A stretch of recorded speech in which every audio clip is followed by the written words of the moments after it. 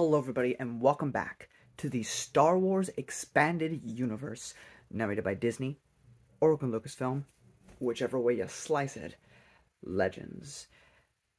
Today, I have for you the last book, I think, before New Jedi Order, written by Stackpole. It's not an X-Wing novel, though it may feel like a spin-off of that. It is I Jedi by Michael Stackpole. Also famously discussed by Matt Wilkins and other people is that the art is messed up with the X-Wing. But, and I think this is Corran, which is never what I imagined he looked like, but there you go. What is this book? A very mixed bag is what it is. So, kind of like Mara in New Jedi Order, where she's just sick, and there's no story explaining how she got sick, she just is. Off-screen, Myrax was stolen, so she could be a plot device, where she was, like, doing missions or whatever, and she got kidnapped by this Force Order or whatever. And so, but Corran Horn doesn't know where she is. So, all he knows is that he could feel it in the Force that she's gone, but nobody has any information on that. So he wants to kind of hone his Jedi skills because whatever kidnapped him, or whatever kidnapped her, probably knows the Force. It's just an excuse for Corran to be one of the students at Luke's Academy, and that's the big gist of more than half of this book. More than half of this book is a retelling of the Jedi Academy trilogy from Corran's perspective. This book is in first person, by the way. It's one of the few books in the Star Wars Expanded Universe to be in first person. Even Shatterpoint is not first person. It is, you know, there are sections that are first person, and the rest of it is like a typical Star Wars novel. I'm sorry, I'm so pissed at this book, but I also like a lot of it. But yeah, so it's him at the Academy, going through the events of Kevin J. Anderson's plot, but from his own spin on things. Now, I'm not like Matt Wilkins, I don't really care about first person, that didn't really affect me that much. It's more the way in how Stackpole writes everything. In a lot of ways, he adds a lot to the Jedi Academy trilogy, making the Jedi Academy trilogy even stronger. The fact that we get to see Brackus before he becomes a villain in here is really cool, because he's a villain in The New Rebellion, and he's a villain in Young Jedi Knight, so it's really cool to see him as a good guy here.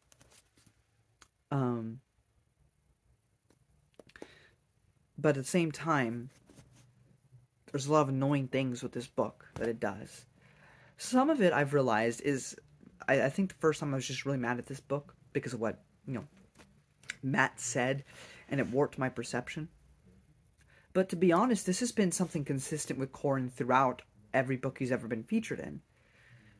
Corran is kind of a Gary Stu. I mean, Stackpole's favorite character is his own.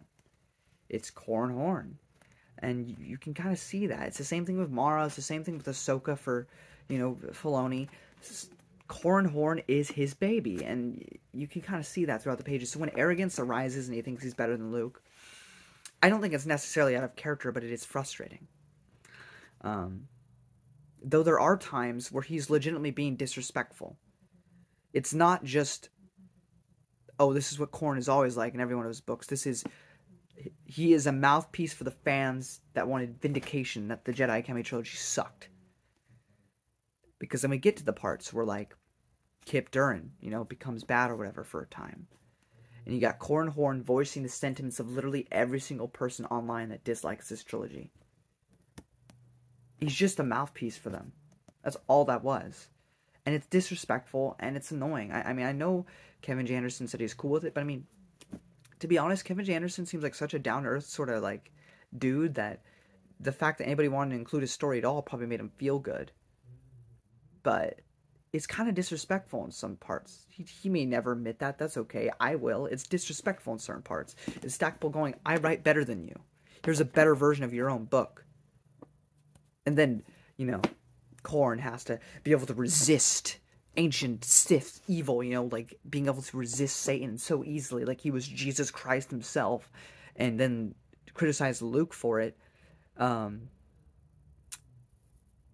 And so basically that all happens, and after everything is settled with the Jedi Academy trilogy, we get into the second half of the book, which is bringing back somebody who I literally could care less about, which is the Imperial Moff, the one that was like a teenager, you know, during the X-Wing comics, Tavera. Either the one that no one took seriously because she's this little tiny girl next to a bunch of big giant stormtroopers, and we're supposed to be intimidated by her. Well, she's older now, and she's more sexual than ever, because people want to hate on Denning and never comment how Stackpole, Myrax is like the one woman he's written that is more nuanced than just being sexual, along with Izard, I guess, and then Mara, but he didn't create Mara, that was Zahn's character. But, like, what does Tavera do besides be, like, stereotypically evil and be super sexual to Corran? Almost nothing. Of course, the one, like, probably the most interesting aspect of this book is that it introduces us to this Jedi faction, or this Force faction called the Janissari. And they're fine. I know some people, like, really dig them. They're fine. I don't know. Maybe I just don't know about the source books about them and what they're all about, but from what I read in here, they're fine little faction, I guess, but they're nothing super compelling to me. I don't know. I don't know, guys. Of course, Corran eventually teams up with Luke. They save the day, they get Myrax back, and they all live happily ever after. Corran still is like, I'm not going to join the Jedi Order. He will officially, completely, and utterly join it as of New Jedi Order. But up until before that, I guess he's just going to continue chilling with Rogue Squadron. But yeah, I don't know. It is a mixed bag. Because on the one hand, there's a lot of things it adds that I think they're actually really compelling and really good. Whether it be parts of the, you know, mostly during the Jedi Academy bits, I felt like he added a lot of interesting stuff. But there's equally just as annoying and pissing me off stuff in that section. And to be honest, the second half, where it had absolutely nothing to do with the Jedi Academy trilogy, was kind of boring. It was kind of boring. There was nothing really there. Like, I know, like, Corran's like, yeah, I was able to resist Satan, but, like, you know, these more nuanced decisions I have to make, that's where the dark side leads, and he's trying to be deep and stuff, and I don't know, man, I just didn't vibe with that. I don't care about the second half of this book. I mean, Elagos is introduced, which is really cool. Elagos is that Kamasi guy who we will see again in New Jedi Order, and I'll leave it at that in case you haven't read that series yet, but some stuff happens with Elagos. But it was good to see him, and I know he's in the Hand of Thrawn duology, so very cool that Zahn brought one of Stackpole's characters into his duology, so that was nice. Booster's in here. Every time Booster shows up, A+. I mean, the greatest character that Stackpole ever created was Booster, so more Booster is, you know, this book is not the worst thing you'll ever read. It's way more interesting than Bounty Hunter Wars. I would give this if I liked it more, I would give it a B. I mean, if you, I can't imagine anybody putting this in their S tier, but I mean, I guess some people might. I could see putting an A or B if you like Stackpole and you really hate Jedi Academy trilogy, but I don't know, if you do like the Jedi Academy trilogy, like I do, then the highest I can give this is a C. Not that I do ratings like that, but if I were to do, like, one of those tier lists, like, it's fine. There's some really good moments in it. There's some really bad moments in it. We learn more about, you know, Corran's family and everything. That's great, but I don't know. It's a really big missed bag for me, and not something I was particularly fond of, but it was perfectly adequate, I guess. But that's pretty much it. I'm going to get into spoilers now. If you don't want that, move on ahead to the next video, which next time we see each other, we will be reviewing another controversial book within the Expanded Universe, which is Children of the Jedi by Barbara Hamley. So, I'll see you all then. If you don't care about spoilers, or you've already read it, whatever, stick around. So a big thing about this book, I mean, this was fine. I enjoyed this, was that Myrax wants kids. And Corran was kind of iffy about that. You know, kind of like the modern day man. But I appreciate the struggle and the growth that Corran goes through that. We learn that before Han went on his mission to Kessel in the Jedi Academy trilogy, that he actually finally got to meet Corran, because Corran's heard about Han, and Han showed up in the X-Wing books, but only during the Race Squadron bits, so Corran never actually officially got to meet Han. So here he actually gets to, so that was a fun scene.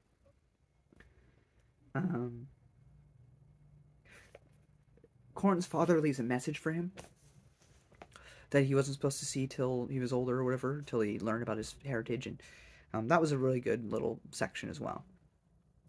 The fact that they include Brachus was great. That was a really, really, really cool addition, as I said. Also, I thought this is a contradiction, but it's not. Luke, in this book, we learn, revealed the identity of his father to his students. So, like, all the students at the Jedi Academy know that Darth Vader is Luke's father. He revealed that secret to them. Now, the overall galaxy, the public, will not know about this until sometime before the Black Fleet crisis, because we know by then everybody knows. So it was some time in between there that everybody learned the truth. But here, at least, we know that the students know the truth. So that's cool. Streen has a convo with Corran. That was a really good conversation. I really enjoyed that one.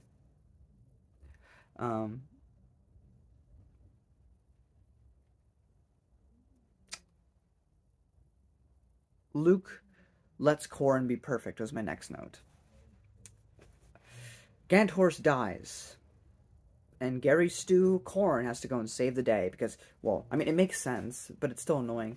He's, you know, Corsac. He's a detective. He knows what to do. But even this book, for all the people like, Luke didn't do shite, neither did Corran. Because Corran couldn't figure out jack squat about what was going on despite being a detective. So he sat there for weeks training, just like everybody else, and still didn't figure out it was Exar Kun. So, there you go. There's Stackpole, and he still didn't correct anything from the Jedi Academy trilogy. How are you supposed to figure out that a ghost is doing things? In what rational mind does that make sense? Luke is not a retard like people say he is in the Jedi Academy trilogy, and this book, no matter how much it tries to argue that he is wrong. We get hints of Brachus's dark side in here, which is really cool to see the seeds supplanted for what we'll eventually see down the line. He's still a good guy here, but you can see through conversations he has with Cam and Corran what he shall eventually become. Of course, I said Corran voicing fan sentiment. There was a couple times this happened. The first time was with Cusack's, because a lot of people hate Wedge and Cusack's together. So, of course, Corran knows it won't work out. But hey, man, you do you. If you want to try that out, that's fine. But I know it won't work out for you, too, because it's wrong. Because that's what the fans said, and that's what I'm voicing for them. That's why they love me, because I preach what they say. Again, frustrating.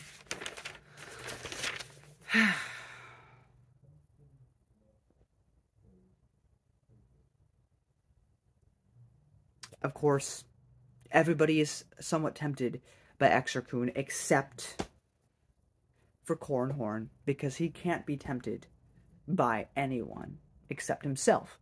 He's his own worst enemy because he's perfect, but he's the one with the flaws. He's the only one that could bring himself to the dark side.